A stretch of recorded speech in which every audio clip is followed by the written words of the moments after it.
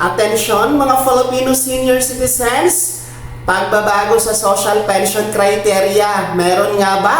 No? Sa pagtatapos ng 2025, makakasama na ba ang ating mga SSS pensioners, PIVAW at JSIS pensioners?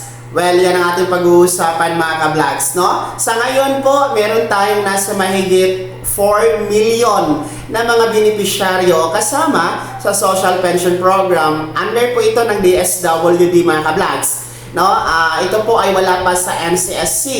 May mga nagbabalita kasi no na mga fake news na ito ay nailipat na sa NCSC. Yan po ay hindi totoo. Wala pa pong transition kasi ang problema dito, medyo kulang sa tao ang NCSC at hindi kakayanin na i-manage ang mga payout dito sa social pension mga ka-vlogs. Kaya nananatili ito sa DSWD bilang marami pong mga tauhan ang DSWD na kaya pong mag-accommodate sa mga isinisigawang payout every 3 months. Well, anyway, balik tayo sa criteria kung may pagbabago ba bago magtapos ang 2025 para alam nyo po, and pagsapit po ng January 2026, sa mga gusto mag-apply, pwede nang sumugod sa OSCA office. Sa ngayon po, ang atin pong criteria, una, alinman sa babanggitin ko mga ka-vlogs, 4 po ito. Una, may kapansanan sa mga PWD. Pangalawa, may karamdaman, no, yung may sakit. Pangatlo, walang source of income. Ibig sabihin, walang trabaho, wala pong negosyo, wala talagang mapagkukunan. And then pang-apat, walang sustento na tinatanggap mula sa kanilang pamilya, gaya ng anak o nagpapadala from abroad, no, or mga kapamilya nila. So alin man doon sa 4 na binanggit natin, yan po ang standard criteria na meron ng social pension ng DSWD. In short po mga ka-vlogs, sila po ay tinatawag na mga indigent senior citizens.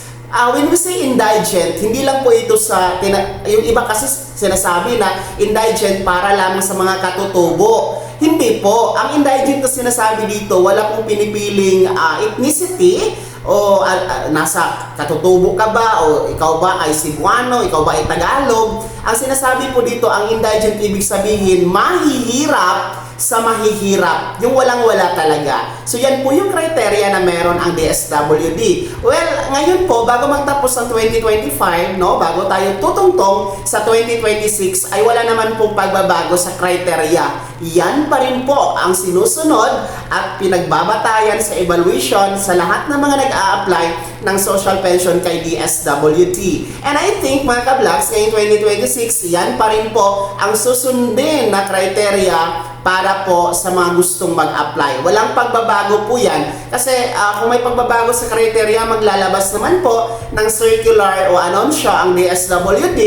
Kasama na po ang Implementing Rules and Regulation or IRR kung may pagbabago nga sa criteria na yan. Kaya simple lamang ang mga criteria yan. Kaya nga po, kung meron kayo alinman doon sa binanggit po natin, no, yung may kapansanan, may karamdaman, walang source of income, walang sustento na nakukuha sa pamilya o mga anak, mag-apply po kayo sa OSCA office, no? Kung wala kayong OSCA office, meron pong MSWDO or CSWDO office na nasa munisipyo or city hall ninyo, mga ka-vlogs, no? Available doon ang application form. O di kayo naman po, pwede kayong mag-approach sa inyong Barangay Senior Citizen Association. Kasi per barangay, meron niyang Association of Senior Citizen. So puntahan niyo po ang inyong Senior Citizen President ng inyong barangay at i-approach niyo po na gusto kayong mag-apply sa social pension para ma-line up kayo. Kasi depende din po kung meron bakanting slot dito sa inyong barangay, no? Kasi minsan punuan, no? Aantayin ninyo kung merong lilipat ng tirahan o kung merong mamatay o pumanaw, yun po yung papalitan ninyo. So depende po. Kaya makipag-coordinate kayo sa inyong presidente ng senior citizens sa inyong barangay mga ka-vlogs. And kahit nga po sinasabi natin na simple lamang ang criteria, marami pa rin po ang nakakalusot. Yan po yung problema. Isa po yan sa binanggit ng isa sa mga may akda ng Universal Social Pension Bill, no, na si Congressman Rodolfo Ompong Ordanes, no, dyan sa Kamara ng Senior Citizen Party List. Kaya nga po, sa ngayon, ang dami pong nakakalusot, no? Na kahit may kaya, hindi naman indigent, nakakasama po sa social pension. Kaya nga po, meron tayong Universal Social Pension Bill. Ngayon, nakabinbin na po sa Senado yan at aprobado na po sa appropriation at inihinda na nga po yan for 2026 para magiging batas mga ka-vlogs. Dahil yan, wala nang pipiliin. No? Kasi nga, dito sa social pension, pinipili for indigent pero may mga nakakalusot naman. Kaya nga po, dito sa Universal Social Pension Bill, kung lulusot ito, wala nang pipiliin, no? Lahat na makakasama, basta 60 years old pataas ang edad, may kaya o wala, mayaman o mahirap, may pensyon sa SSS, GSIS or PIBAW o wala, lahat na po makakasama mga ka-vlogs. So yun po ha ang criteria, mag-apply po kayo sa OSCA, no? Ngayon ng January, kasi ngayon medyo na ngayon, no?